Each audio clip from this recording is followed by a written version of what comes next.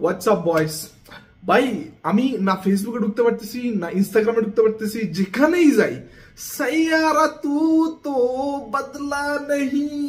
আরে ভাই সাইয়ারা বদলা না তো তোর কি হয়েছে? তুই কেন থিয়েটারে যাই কাঁদতেছস? তুই কেন ওখানে যাই এরকম সেন্সলেস হয়ে যেতেছস? What the hell is happening man?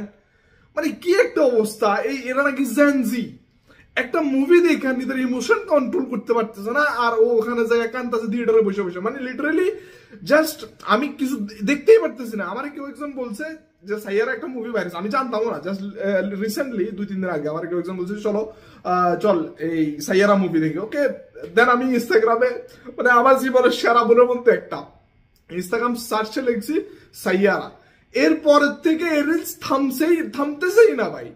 একটার পরে একটা, একজন কান্না করতেছে, একজন শুয়ে যেতেছে, একজন সেন্সলেস হয়ে যেতেছে। What's happening bro? মানে সারাটা জীবন পড়ালেখা না কইরা মাইয়াগো পিছনে মানে ঘুরতে ঘুরতে ঘুরতে ঘুরতে ছেঁকা খাইয়া এখন একটা মুভি দেখা ওর কথা চিন্তা করতেছে। ভাই ওই ছাইরা গেছে, তোরা ভালো হয়েছে।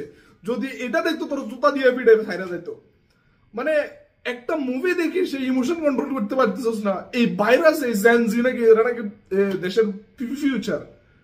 ও মাই গশ ব্রো, কেমনে সম্ভব এগুলা?